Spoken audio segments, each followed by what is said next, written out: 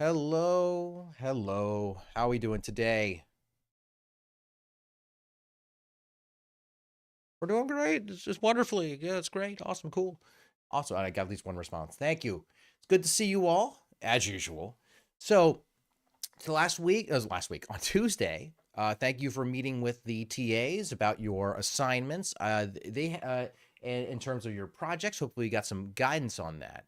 So, given that some of you are going to be having different kinds of different kinds of machine learning projects might require different paradigms of machine learning. I do want to give you a little bit of background, sort of like a tour of other types of machine learning methods. Like so far, we've done specifically regressions, right? In my opinion, regressions are like one of the simpler things that you can do for trying to demonstrate what machine learning is about. Here's a curve that I will give you data points from. Please fit that curve fitting, right? But I don't want to get over indexed on that. So I want to give you a little bit broader view of machine learning. I know we talked about unsupervised methods, supervised methods, reinforcement learning as like the big three, the major machine learning paradigms that you learn. So I want to give you just at least some background in these other methods, and given this the coding lecture, we're a little off sequence with the coding lectures, but we're gonna keep this rhythm where Thursday is the remote coding lecture, Tuesday is the in-person lecture, et cetera, et cetera. So we'll keep doing that, but we might do some coding in person, and if that's the case, I'll advise you to bring your laptops. Might do some coding on Tuesday, but anyway, stay tuned on that. So I just want to give you some general background, okay, on and some very simple approaches that you can maybe get started with that don't even involve like the deep learning approaches, back propagation.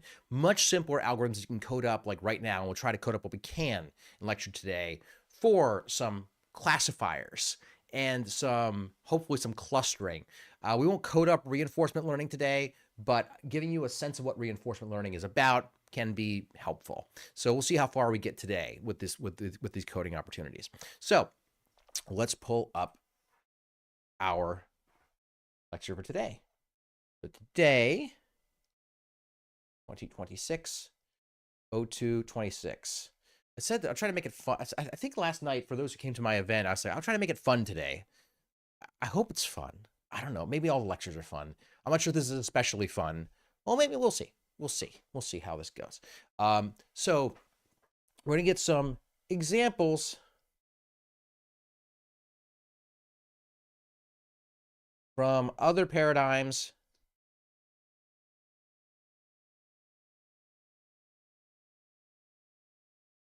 of machine learning. Okay. So now, technically speaking, the way we've talked about the paradigms of machine learning, we've had a few. There's supervised,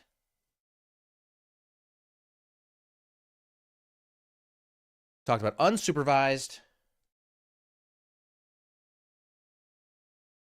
and reinforcement learning.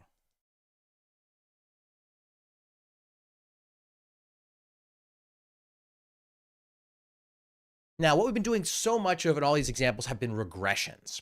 And regressions are supervised methods specifically because they have labeled data. Okay? You have things that you know belong in a certain category or have a certain value, and you're trying to predict other things that might have that value. That's what the regression is. I'm going to draw in with temporary marker here. There you have your two axes. These are all your data points here. And you want a regression that gets you the data in between, so that way you can check out, there's data, there's data, right? That's a regression. But there's also what we call classifiers, right? So classifiers are just category labels. Like you might have two different variables, x1 and x2, and you have a bunch of data points over here that are labeled one thing, and a bunch of data points over here that are labeled something else. And you have to say, okay, how do I classify between those two things? Okay, that's an example of supervised learning. Okay, so is this a picture of a cat? Is this picture of a dog? Okay, you will be given examples of this is a cat, this is a cat, this is a cat, this is a dog, this is a dog, this is a dog. There will be variables associated with those pictures. It might be the pixel color values or some other. We'll get into convolutional neural networks will be very helpful in interpreting this stuff. Okay, we'll get to that in a bit. Not ready for that today. We're going to do that hopefully next week because now we're done a little bit of Keras. Anyway, sorry, getting a little ahead of myself, but we'll talk a little bit about classification, which is a supervised learning method. Okay, so unsupervised. So anyway, so let's maybe write this down here. So for supervised, classic one is regression that we've been doing already. Check mark. We can do regression. You can do regression with a neural network. You're pros. Okay, well, okay. We did it in class. Maybe you're not pros yet, but you have the basic ingredients to do that with deep neural networks, okay? And you can, but there's also classification. Okay.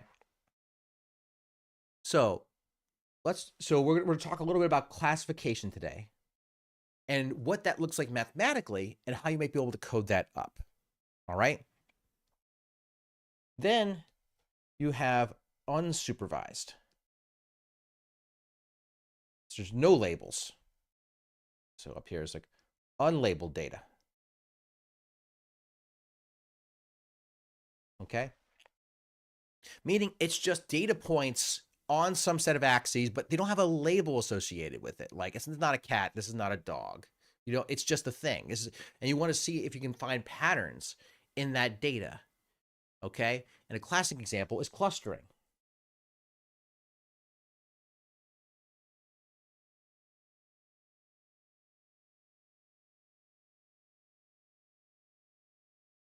Okay. The idea of clustering is that we, with our brains, if we, let's say we have two elements of a data point, okay, of data points, our brain looks at these data points, these groups of data right here, and say, hey, look, that is one cluster and that's another cluster. Our brains are good at that. We see that, okay? Machines are a little harder, okay? It's harder to do. And there are many ways to approach this. We're going to try one of the simplest ways. We're going to actually create a machine learning algorithm that can cluster data. We're going to try to code up, see if we can do K nearest neighbor clustering. Called nearest neighbor clustering. All right. Hopefully we can code that up today. I probably want to try that one first because I'm most confident we can get that completed in time. All right. Now, let's see. And of course, remember reinforcement learning. This is where you have some kind of reward from interacting with an environment. This is very common in control, okay? So for control of systems, okay? All right, and part of the text for the course is the Sutton and Bartow book on reinforcement learning. It's an entire textbook, right? But you can actually jump to like chapter 4 or 5. That's what I like to do and start perusing through that. But the core idea is you define something called a reward function, where good reward is a positive number, bad reward is a negative number. And you try out, and you learn what we call a policy, that it's its job to interact with an environment, okay? So for instance, if you're in a control systems class, your policy could be a controller for a robot, could be a controller for a power plant. And you could say, hey, my power, like I try this controller on the power plant, it gives me this much power out. That's the reward. It's like, okay, let's change something about that controller, the policy, to give us more reward. So it's a lot like optimal control if you're taking an optimal controls course, which I happen to offer right now. There's a lot of similarities there, okay? So those are our three paradigms of machine learning. There are 1, 2, and 3 paradigms. we won't be able to implement a reinforcement learning algorithm today. We're lucky if we get 2. We'll hopefully definitely get 1. All right. So, all right. So let's start with the idea of clustering. Okay. Yeah, we'll go with clustering because it's different. It's more different. It's more different than the classification problem that we've done before. I want to give you a different flavor. So, how would you go about defining a cluster? So like imagine. So think about yourself. How would you define a way of saying I'm in this cluster, I'm in that cluster? So let's draw some. Let's write some clustering, and let's draw some data. Okay. I don't know if you can see that data that well, but hopefully you can. Okay. All right. Some cluster. So anyway, so mathematically, like if I were to go about coming up with a way of defining something's in a cluster, how could I do it? Okay. I mean, one thing you could do is if you're only talking about 2 different clusters, okay, you could, for instance, say, I'm going to draw a line in between these clusters. If it's on one side of the line, it's in cluster 1. It's on the other side of the line, it's in cluster 2. Okay? That's a way to approach classification, not typically how you approach clustering. What you typically do instead is you define something that's more like a center of a cluster. You say that's a center of a cluster, that's a center of a cluster. And you say if you're a given data point here, let's say you're that data point. Let me just actually draw these lines here. So you have some cluster centroid, another cluster centroid. Okay. If you have a given data point, let's say this one, it's closer to that centroid, therefore it's in this cluster, which I'm sort of drawing a line around, right? Whereas this data point over here is closer to that cluster, right? To that centroid. Therefore, it's in that cluster, right? So you can define. See, so you can define a cluster by which centroid you are closest to, quote unquote, closest. Okay? And how you can define closest, that's up to you. But a very common one is a literal distance formula. Okay? And I should actually draw little axes labels here. We'll call that x1 and x2 for 2 elements of some data point. Let's say you have some vector that has x1 and x2. Okay? That defines your data, the data point. Okay. All right. So we've got that. So all we would need to do to come up with a clustering algorithm is we need some fancy way or any way where we just pick out, aha, that's like my center of my cluster. Okay? And that's the center of my cluster, of that cluster. And boom, that's all you need. And you could then all of a sudden you say, all right, these belong in some set of data. Again, the example we used in the past is like Amazon purchases, okay? You know, this could be the amount that you spend on, I don't know, alcoholic beverages. As college students, I'm sure you never would. And this could be the amount of time you spend exercising, right? Or maybe let's do something a little less addictive than alcohol. Let's do candy bars. Okay, slightly less addictive. So candy bars, exercise. Okay, and let's say you go to the student population. Like, okay, how much do we eat candy bar? Like, how much do you have candy bars to eat? How much do you exercise? Right, and you might see get a ton of data points all over the map. But some might cluster together. Like, oh, here you might say, oh, over here there's a lot of data points. That's people who don't eat a lot of candy bars, but do exercise a lot, right? And over here is a lot of candy bars, exercise a little. That's just a random example, okay? And as a result, you say, oh, there's a pattern in this data. There's a lot of people who love eating candy bars a lot, don't exercise, and vice versa. Maybe these people are more health conscious. We might think that the data won't literally say health conscious, but there's a bunch of data points together over there. There's a bunch of data points together over there, and it picks them out automatically. Hey, there are two clusters, and we can interpret that as what they mean. Look, for Amazon purchases, if someone's buying, oh, they're buying shin guards, soccer balls, weight training sets. They're in a cluster. Like, oh, these are a whole bunch of people. We're going to consider them athletes, right? And you can put those together. And it would tell you that like things that there aren't really that correlated or that don't belong. There's like maybe people who, not a ton of people who don't eat candy bars and don't exercise, right? So that gives you sort of information about a cluster. So this is how you do that automatically. So how do you do it mathematically though? Okay, how do you create an algorithm that tells you where this is at, where these centers are at? Okay, and that we're going to.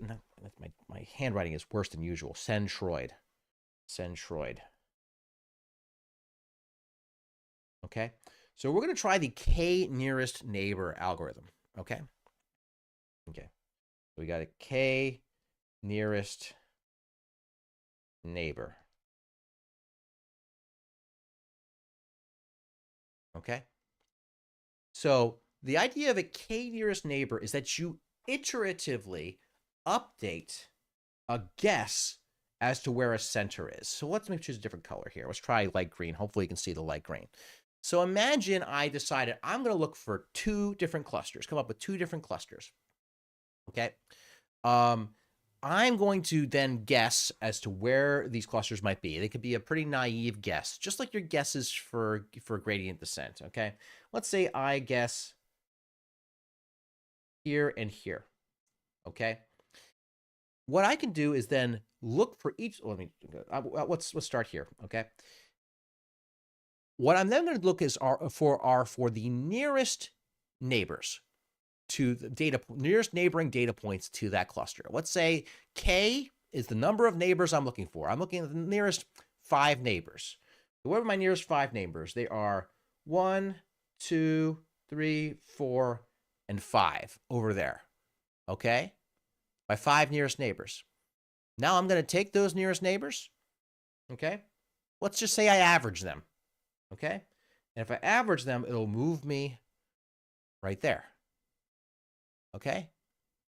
Now I'm going to take my 5 nearest neighbors again. 1, 2, 3, 4, 5. I kind of draw my lines to them. And the average of those 5 data points, I'll move again, which is maybe right here.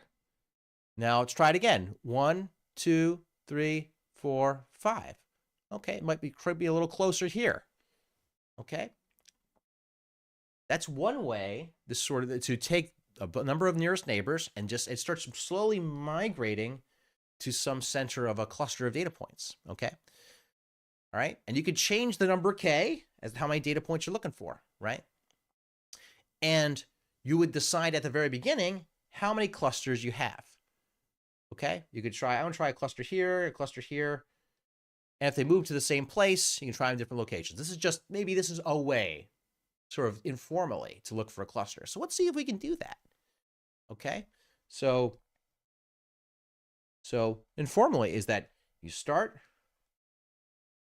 with the coordinates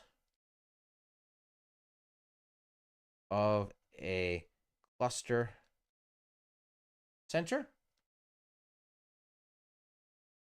And it's a guess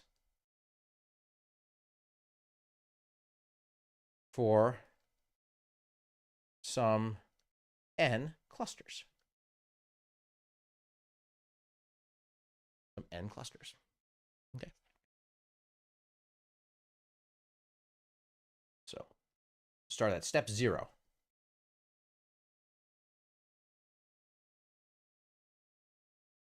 Step 1. Find the k nearest points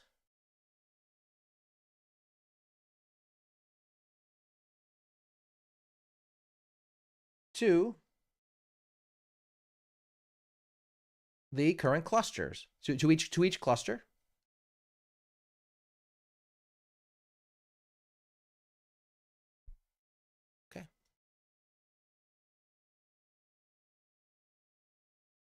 Step 2,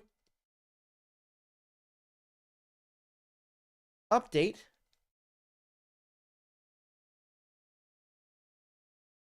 the cluster center to be the center of these nearest neighbors.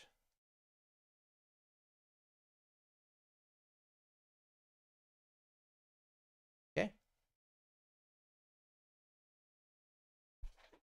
And you say, step 3, if the cluster moved,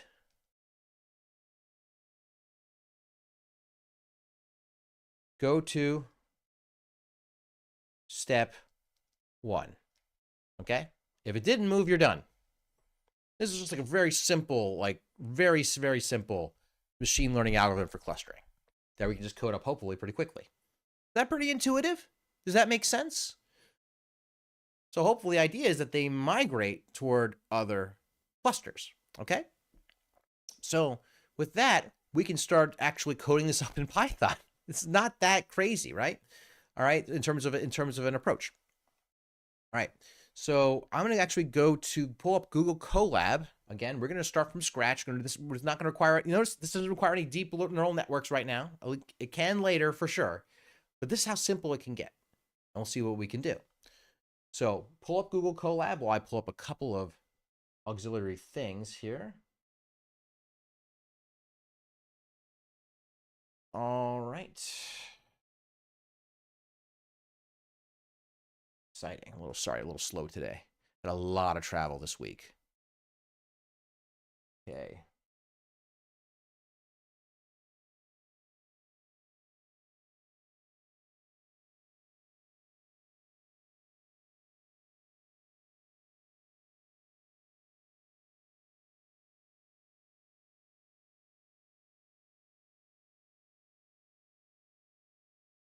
Yeah.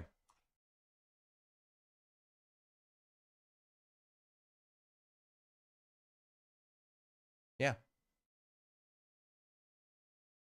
Yeah. Yeah. So sorry. The question was in over Zoom is that when it's done, it won't update anymore. I mean, let's think about it. If no, this is a fantastic question. I'm sorry for the silence, the awkward silence. I don't like doing that in my lectures. I'm good at babbling. So when I forgot I had to put up some reference materials, I have to stop babbling. So imagine we get to a point where this cluster has 5 of these neighbors, okay? And then you move it to the center of that, and it doesn't move. What does that mean? It means that the neighbors didn't change, right? So at which point this won't move anymore. Okay. There are other methods that are better than k nearest neighbor. There's like k means and things like that, but this is the simplest one to apply. So it should stop moving if we get to a point where the neighbors don't change.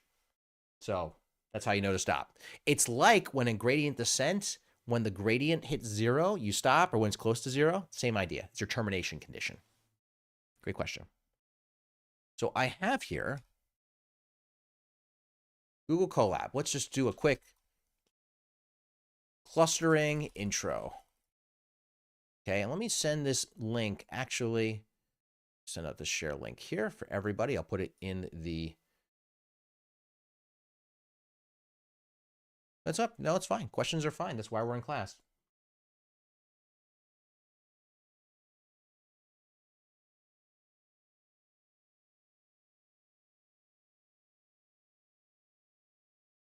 Mm-hmm.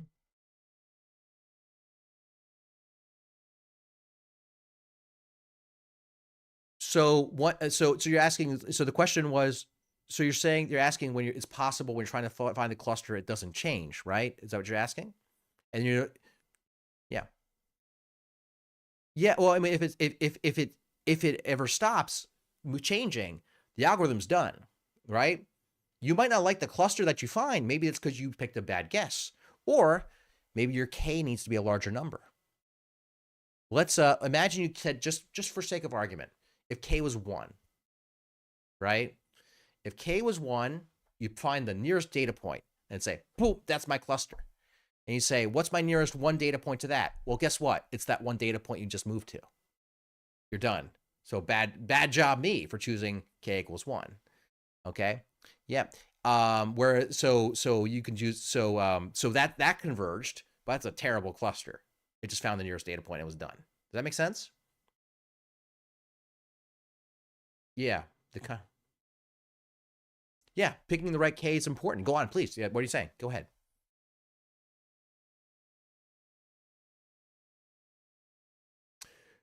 This is a great question. The question is, if you pick a bigger K, is it better? Yeah, and you're answering the question for me, which is then all the other clusters are there. So if you made K the exact as big as the number of data points you had, you have 1,000 data points and K is 1,000, where's it going to move to? Just the center of all the data. Yeah, it's clustered everything together. That's great. That's right. So there's going to be a sweet spot. Not too big, not too small. Okay. And just for the purposes of today, we're going to feel this out. Like this is a type of learning where we are motivated. No, this is a great question. You have another question? No, it's great. No. So this is fantastic. So this is a style of learning I like to do where we're like, let's motivate a problem. And then let's just kind of come up with a solution and we'll see. And we'll find out what happens when we make K too big or too small. Okay. In terms of clustering here. And you could also have bad guesses. I mean, think about, just as a sake of argument, what would happen back in this thing if we just so happen to guess two clusters that are right on top of each other, 1, 2. They're going to find the same answer. It's not going to help us at all with clustering. They're going to move together. So you want to, we're going to want to try guesses that are different parts of the board here, So anyway, make sense? Who was that, by the way? Who was that? I didn't see your name. Nicholas. Thanks, Nicholas. Okay. All right, let's do that. All right, so let's go to the board. Okay, so we got a clustering intro. This is not going to require Keras or deep learning. We're just going to do import. We're going to do NumPy. NumPy as, what's actually name? Let's put some comments here. We want text. Sorry. Do some text. Do some text. All right, this is going to be our clustering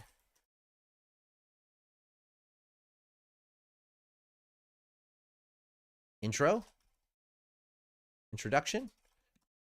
using K nearest neighbor. Okay.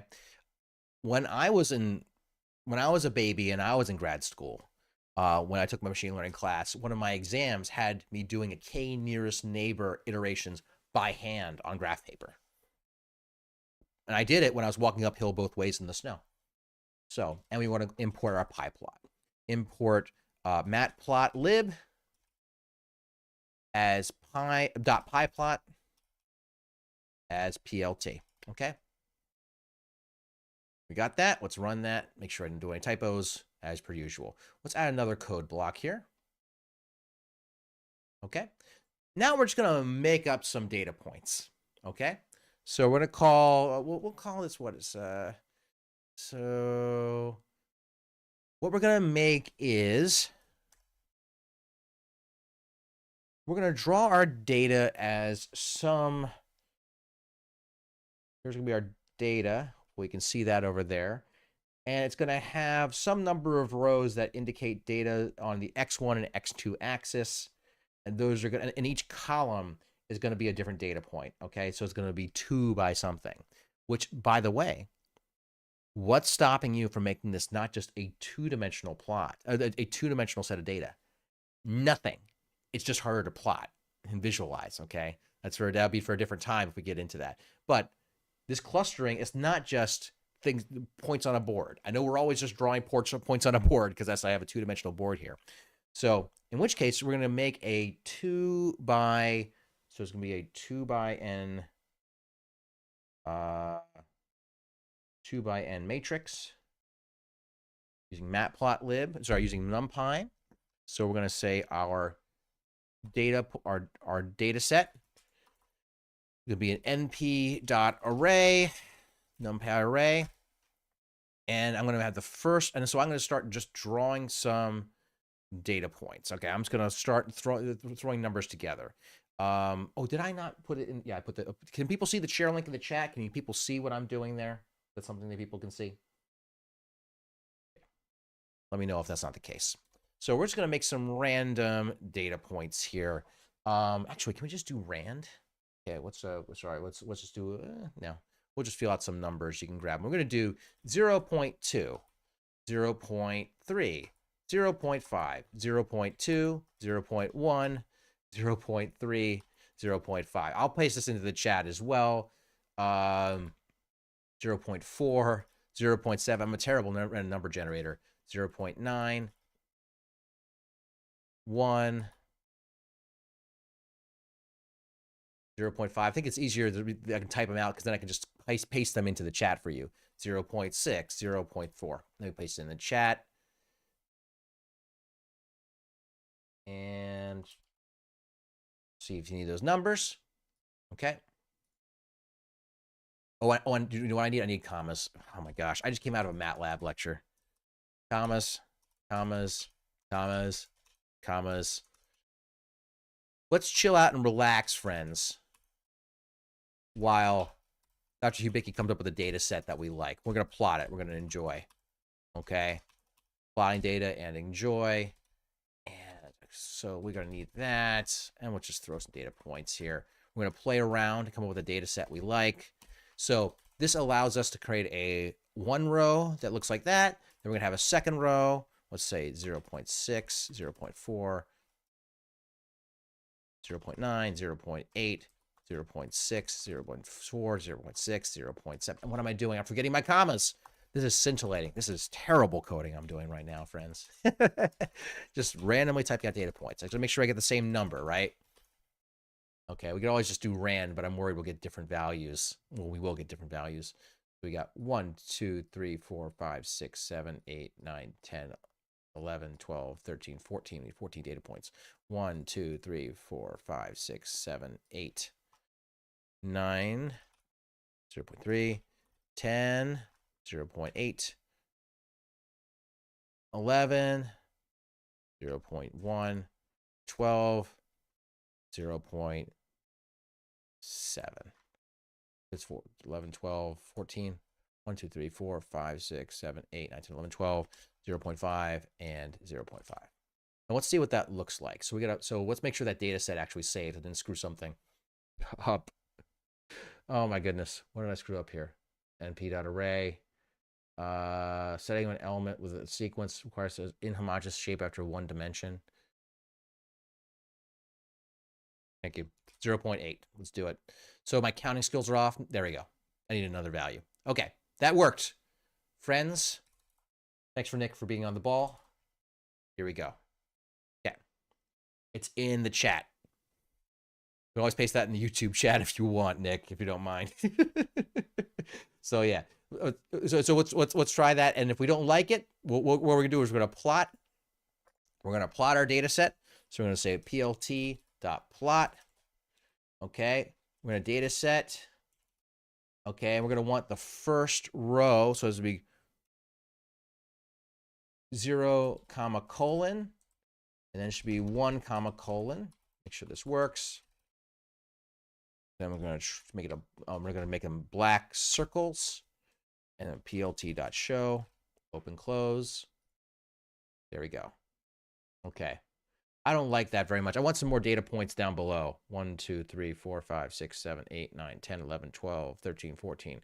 Okay. So I want to see, we'll see how this works. I don't love that it's not super separated. So I'm going to mess around with my data and I'll give it to you again. Let's you know what? That's not the worst thing in the world. Maybe we'll try to cluster it. Maybe I'll try to move this data point, something I know that there is a cluster for. We can always try it with this, but we have a 0.1 and a 0.8. So let's say 1, 2, 3, 4, 5. 1, 2, 3, 4. Is it 0.9, 0.1? I think it's right here. Let's make this 0.9, 0.9 up there. See how we like it? Run everything. There we go. I like it.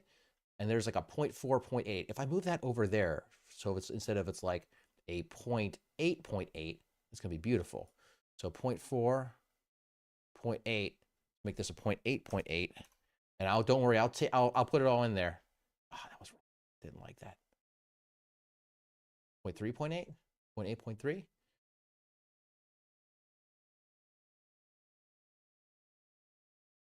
It's just scintillating. Okay. Not bad. Not bad. It's not as separated as I wanted it to be. They have this now, this 0.2, 0.8, which is the problem. 0.2, 0.8, 0.2, 0.8. Let's make this a 0.9, 0.8. There you go. We're starting to see clusters here a little bit. I'm going to move this guy over here, 0.4, 0.8. 0.4, 0.8. I'm going to make it I'm going to make 1.0, 0.8. There you go. Now we're starting to see clusters, right? Let's see if we find the center of the cluster. All right. So with that, I'm going to paste that into the chat. This is the new NumPy array. We're going with this. See what happens. Okay. So we have some data, completely organically made data. All right. We're going to see if we can make this cluster, right? So we're going to create 2 cluster centroids. All right. So our first step, if you go back to our steps over here, okay, we need to start with the coordinates of a cluster center. That's our guess. And we're going to try to do 2 clusters for each cluster. So, all right. So we're going to have 2 clusters. So guess the center of 2 clusters. So each of these clusters, we're going to make these 2x1 vectors. So it's like, so we're going to have cluster 1. We'll call it C1. NumPy is an np.array. I'm going to guess that the, so I'm going to make it a column. I'm going to make it, I'm going to guess 0, 0. 0, 0. I'm going to guess that cluster 1. I'm going to guess my second cluster, cluster 2. I'm going to start it at 1, 1. So then if I plt.plot C1, I'm going to plot the centers of my cluster. Okay. C1, 0, C1, 1. So I'm going to plot the centers of my cluster.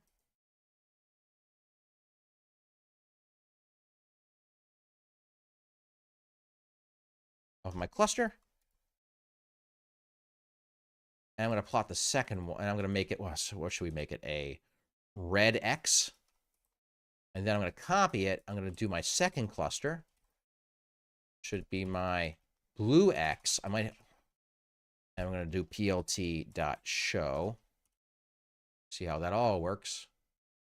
Okay, those are all on the same plot there. So what we're going to do is we're going to get rid of this plt.show up here because I want to plot them all together.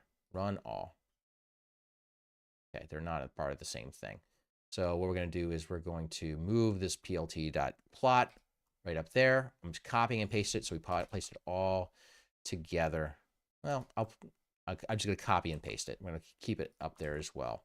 We have it in 2 spots, up there and down here. So that way we're plotting the data with the guess centers. I'm going to run all of it. Okay. So you should have your guesses, my red and my blue for the center of the clusters. Okay. All right. So now that's our initial guess. Now we need to have our k nearest neighbor loop. Okay. That's where we do each of these steps. And I'll bring back the code up in a second. We want to update the cluster based upon the center of these nearest neighbors. So we have to find the k nearest neighbors to each of the clusters. So we have to choose k. All right. And I greatly apologize. I had to go to the bathroom really badly. I miscalculated. So I'm going to leave this code up here for you to check out. And I do have all right. So I'll be right back. Just 1 second. Okay. That way you can follow along. I'm just really badly.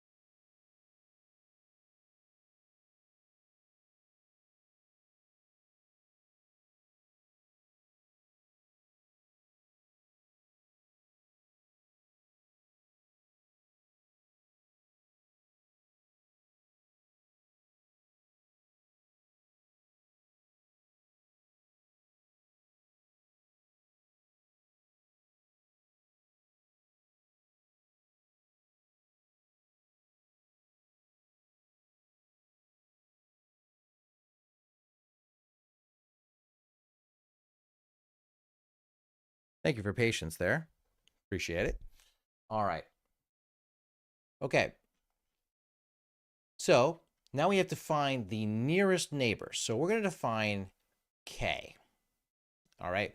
So let's write a new block of code. So we need to, we're going to write the code and then we're going to loop it. Okay. We're going to find the K nearest neighbors. So let's just say that K is 5. Okay. Just guessing 5 for now. Number of nearest neighbors. So there are ways you can use the sort command that makes this simple. Okay, we're just gonna do a loop. We're just gonna do a loop today to find the K nearest neighbors to each of these data points for each of these data points. So let's look for. So what we need is so to find the K nearest neighbors, we have to loop for the number of data points. So first we need to know the data set dot size. Let's print the data set dot size. 28. Okay, technically we have 14 data points, right? So it's going to be divided by 2. All right, so n data points equals our size. Technically we need a number of columns. Just a quick hack. So this is our number of data points. And we will loop through. We are going to loop through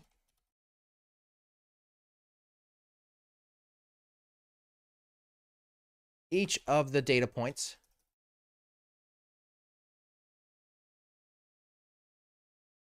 to see if it's among the nearest neighbors. Okay, so how are we going to do that? Okay, we're going to do a for I is in range from 0 to n data points.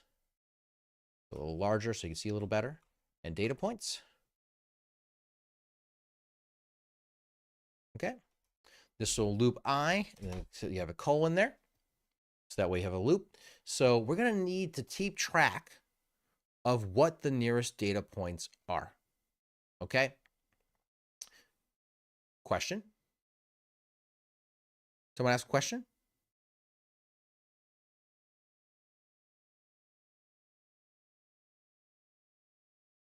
Well, in this case, it wouldn't be it's just because it's counting the total number of elements, the whole size of it.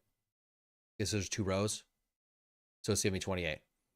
Why would it give? So if I have 2 rows and I have the same number in each row, it's going to give me an odd number. That's all it's doing. That's all it's doing. Yeah, you can just do the number of columns too. That's another way. Yeah, Nick can put in the chat how to just count the number of columns. All right. So, but yeah, that's all it's doing. Quick hack. Quick and dirty today. All right. So we're going to go through the number of data points. Okay. I mean, so let's see. Or there's a couple ways we could do this. I'm doing it the hard way. Let's not do it the hard way. Okay.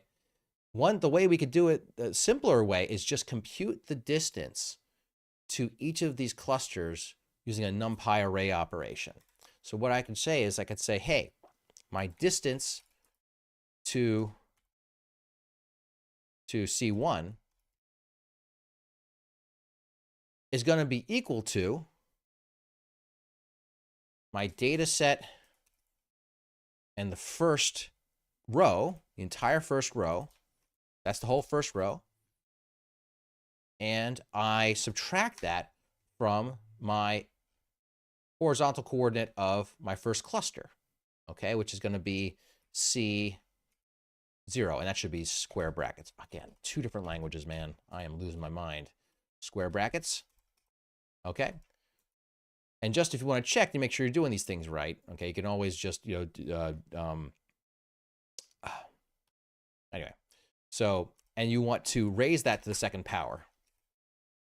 Okay, and this should raise each of the elements to the second power. Just to double check, you can always just print out the result of this. It's not the distance yet. Distance to C1. Print it out, make sure it makes sense.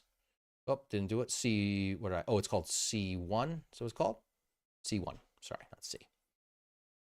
There we go. So good. The math is good right now. So this is, all right. And then now you need the y coordinate. So it's going to be data set 0, comma, colon. So the second row is be 1, comma, colon, minus C1, 1 squared, right? And you can always take the square root because this is the distance formula, right? This is the distance and you're computing it to each object. So let's do NP dot square root of all of this. Make sure that's working.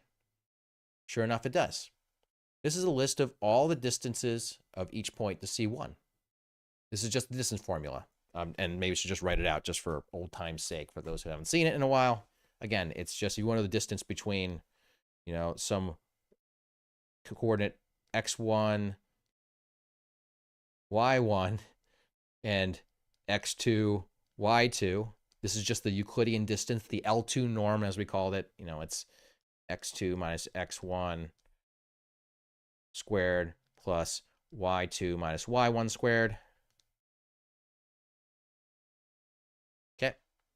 We're going to use so it's got, that's the 2 norm. And it computes it for every data point. Okay. That's the distance to C1.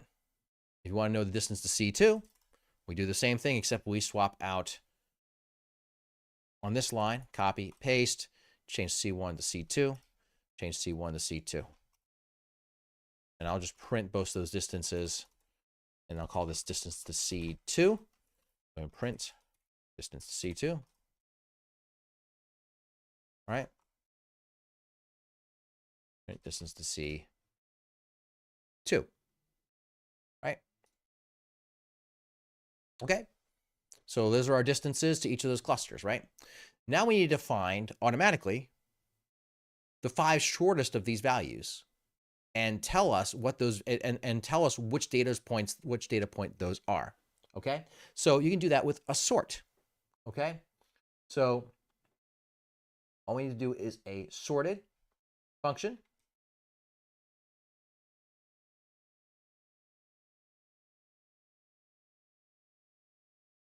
Oh. Dot sort. So if you are curious how to do anything, how do I sort a list of NumPy? I'll show you. So sort a list NumPy list in NumPy. So numpy.sort, np.sort. Okay. So that means if I say, hey, I want to say my sorted distance 1 formula is going to be np.sort distance to sort C1. What happens? What pops out? We're going to print sorted D1. Data point sorted C1, we'll call it. Sorted for cluster 1. Okay. And you can see here it's sorted 1, 2, 3, 4. They're all sorted in order. Okay. That's good. That tells you what the shortest distances are. But is that what we want? We don't need to know the shortest distances. We need to know the data points that get us the shortest distances, right? Okay. Yep. Yep. And if you want to count out different columns, thanks, Jack Vranikar. We're going to try. You can see in the chat how to count the number of columns. Okay. It just uses the data shape as opposed to data size.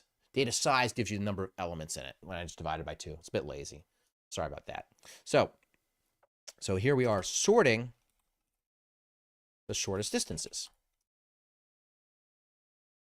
Okay, but that doesn't tell us which data points gave us those distances, right?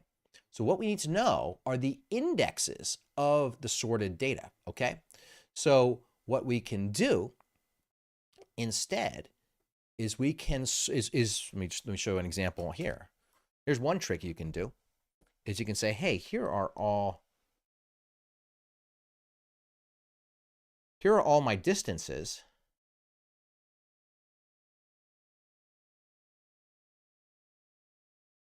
Okay, on one row. And I can have the numbers 1, 2, 3 up through n 0, 1, 2, 3 up through n minus 1 on the second row. and I can just sort by the first row. And therefore, if I sort it by the first row, then it should line up all these indices in a way that we grab them, okay? That it moves them along. And so if the shortest distance ends up here, and then some number 8 ends up over here, we say, oh, 8 is the shortest index. Okay. Right. So can we, so what we want to do is sort by, so we say sort matrix by first row. Look, you can look it up like that. Okay. People have plenty of kinds of answers, okay? All right. How are we going to do this today? We're going to shoot. Fancier. Fancier than I wanted. Okay.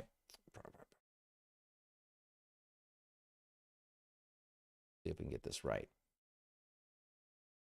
Here. Sorted data 1. We just look up the np.sort here. Yep. Oh, np-arg sort. That's what I'm looking for. Thank you. Here we go. Thank you, Nick. There.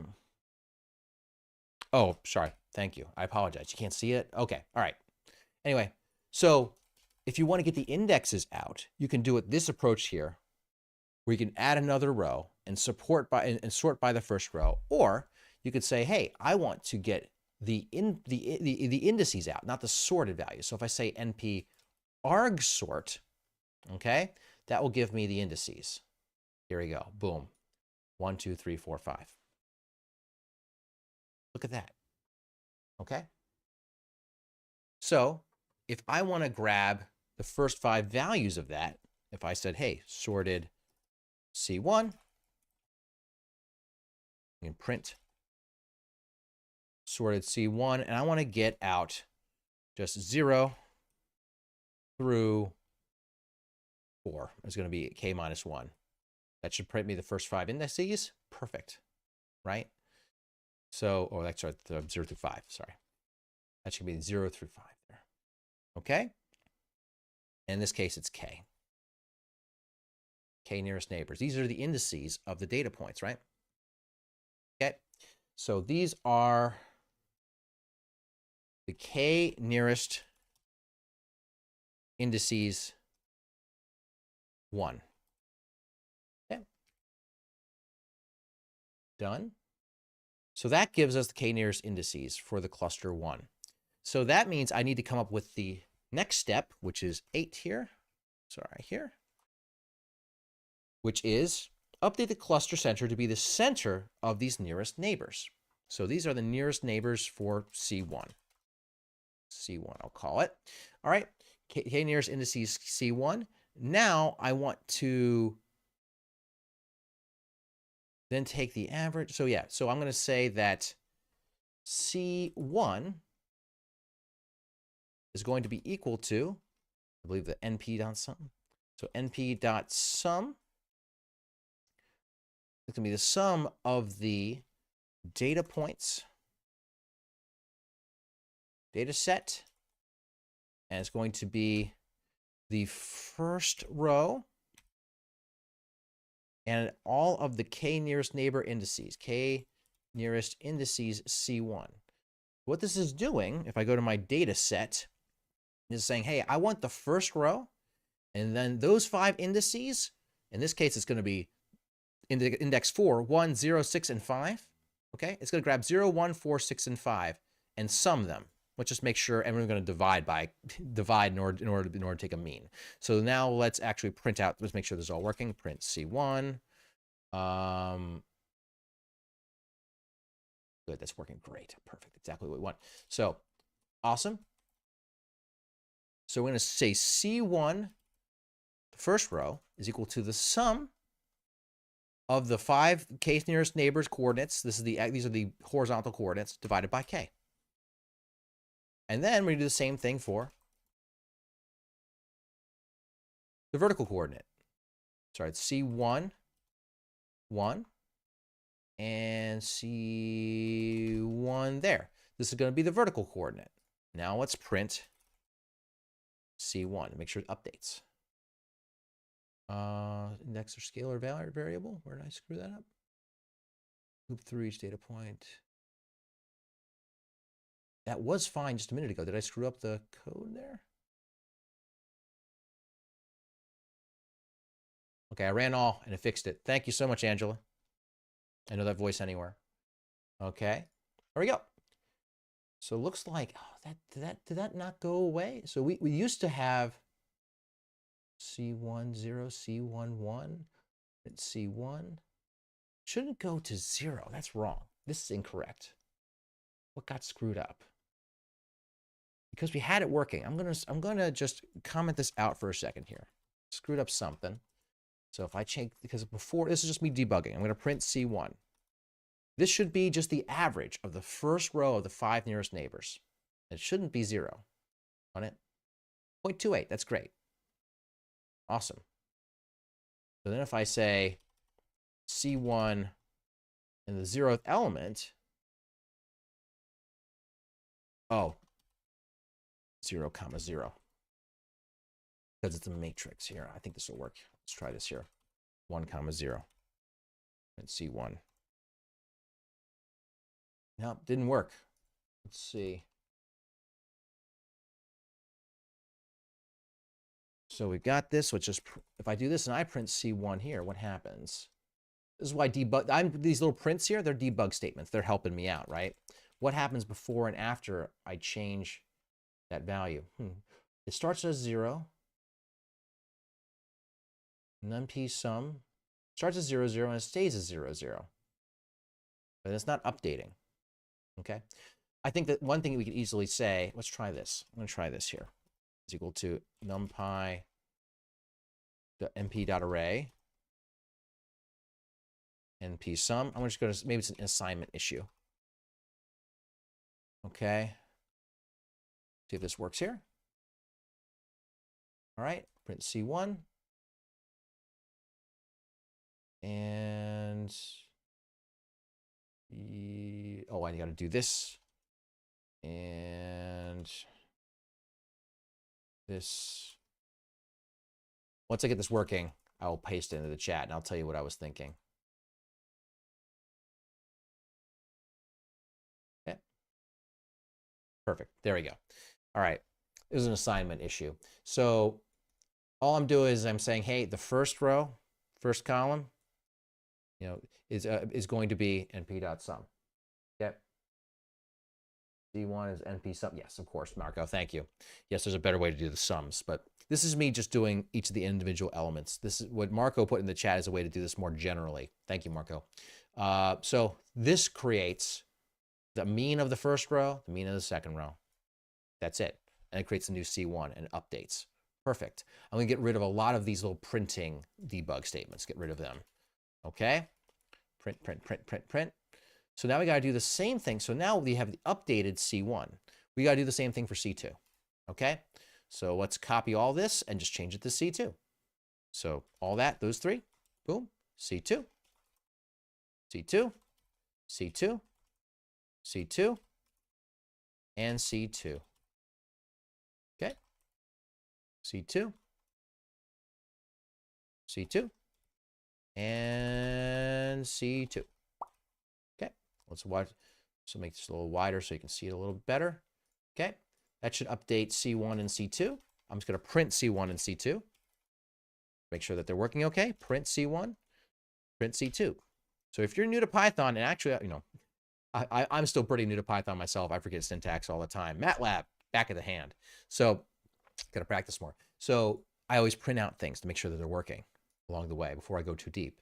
And sure enough, it looks like C1 is there, C2 is there. I'm gonna get rid of these debug statements too. These prints, they can go as well. All right, we print C1 and print C2, they update. That's great. Cool. So now I only do, we need to do that in a loop. Now I'm gonna just do it in a for loop to start, okay? And then I'm gonna keep printing I'm gonna keep plotting the changed centroid over time. Okay, so I'm going to create an update nearest neighbor loop. For now, I'm going to make that a for loop. I'm going to say for I is in range. I'm just going to do just 5 iterations, 0 to 5, colon.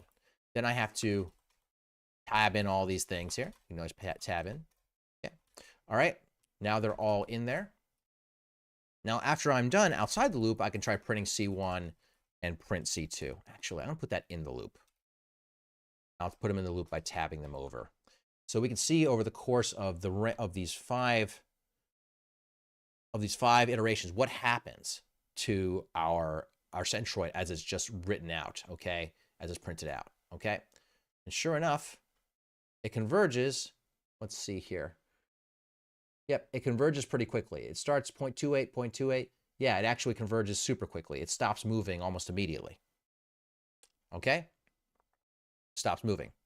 So you can see it updates once to 0.2, 0.48, 0.9, 0.8. And then it just keeps doing it over and over again. Okay? What's a way that we can get it to not stop so early? Let's try updating K. Okay, let's make K 8. Let's see what happens. Okay. You can see now it actually updates once and gets a little closer. I think it finds it super quickly. Maybe with this data set being so small, it gets there that quick. All right.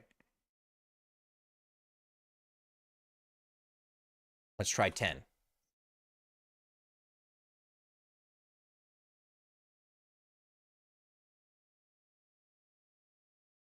Did I change anything to I in loops? No, I'm not. What do you mean? Just nothing inside I is indexing. Nothing is indexing inside the loop. This is just saying just do it a couple of times, right? So, oh, you know what's changing? You know what? I forgot to update the distances. The distances are updated outside the loop. You got to put that inside of the loop. Otherwise, it's not going to change anything. Oh, so stupid. I did something, but still, I'm not using I, and Angela. I'm still correct, but I was wrong on other things. So therefore, I'm right. You got it. No, but the distances need to be updated inside the loop. That's why it's not working. So let's change K back to 5. All right. I was like, what's going on, man? Okay. So, yep, things are updating. So now I got this. Did I put this in the chat? No. I can't. What's happening? This distance update, it's in the loop. That because it's all in the loop, right? Step 1, find the nearest neighbor. You can't read this, okay? Step 1, find the nearest neighbors.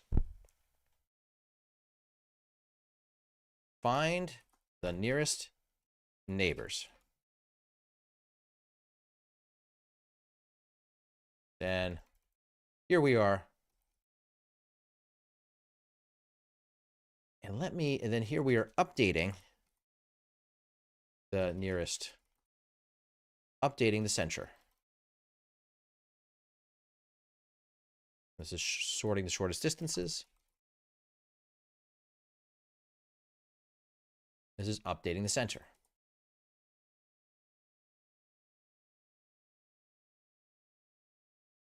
Okay, I know this is a bit of a long line here. I could probably break this up into multiple lines. I could say, oh, X1 and Y1 here and put them in. That's just a little bit sloppy here.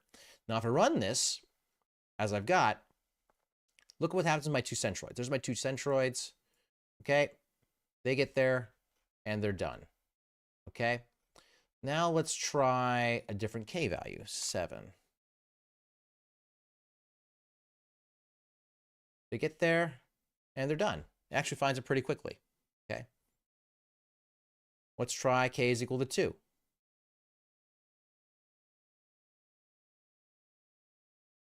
There you go. Gets there pretty quickly and it's done, actually. So maybe it's not a complicated enough data set here. Okay, now let's actually plot the data outside the loop here. So we're going to plot after changing our data, our nearest K nearest back to 5.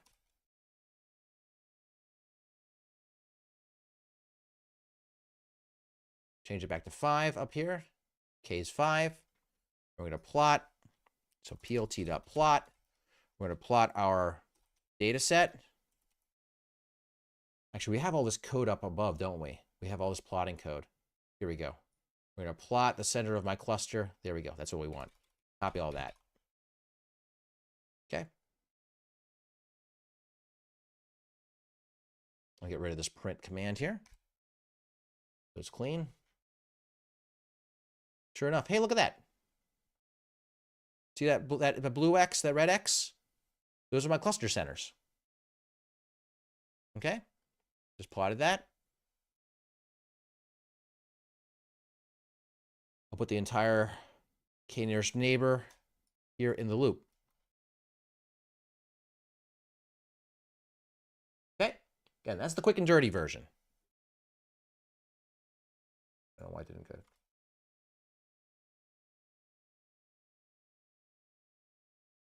All right. So there are methods like k-means. We don't have time to get into today. Okay. Actually, oh my God, we're almost done. We're almost done. Okay. That took way longer than I thought. Just thanks to my fumbling around. Okay. So you can go into the chat, into the link that's in the chat to actually find the Google shared code that should still be up there. Okay. Now, the last thing I want to talk about very briefly are linear classifiers. Okay. So this is that data that you were looking at right here. This data had no labels. It's just finding structure. It's saying, oh, there's a cluster there. Oh, there's a cluster there. Okay. And you could do this for many dimensions more than 2. All right. And you can also, there are more complicated approaches to clustering. Let's just get you started. It's a very simple one. Now, when it comes to, in contrast, classifiers, all that data you saw was unlabeled. Classifiers have labeled data.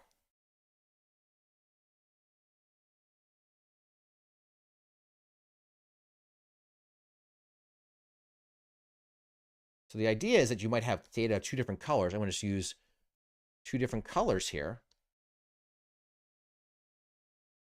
But these, one is red, one is blue.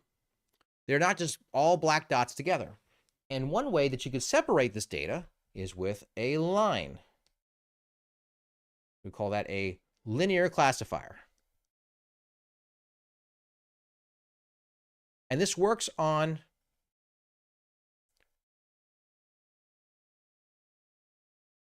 data that's higher dimensionality than 2, okay? If you had a 3-dimensional data set, it would be separated with not a line, but a plane, okay? If it were a 4-dimensional data set, it would be separated by a hyperplane, okay? But it's still a linear, called a linear classifier because it's a flat manifold, as they call it. It's a flat geometry, okay, that separates the 2. So imagine you have data x1 and x2, and you have just 2 things you want to separate, okay? You can separate them with a line, all right?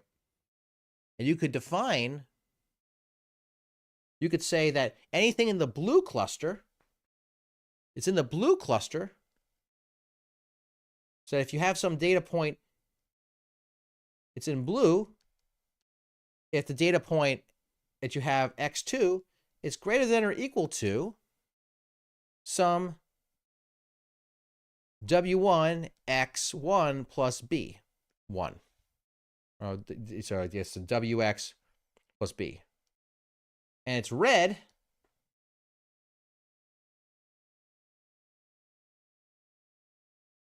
if x2 is less than or equal to wx1 plus b. You know, this whole region up here, I'm just going to color in temporarily, is red. And that whole region up here temporarily is going to be blue. So you would classify it via that line, okay? Very simple, right? And if you start adding on top of this, if you added plus w2 times x2 plus w3 times x3, you just add more dimensions to this plot, okay? So the only question is how you get these parameters. Those are your decision variables. That's what defines your model here, okay? Your classification model. And here's the other thing. Because the idea is that if you get a new data point, so let's say a data point over here, this classification line would say, ah, it's on that side, right? And if it's on this side here, the classifier said, oh, it's on this side, classified as that. And that works for data what we call linearly separable. But how do we find this line? So this, in this case, this line is going to be defined as wx plus b, right? That line is just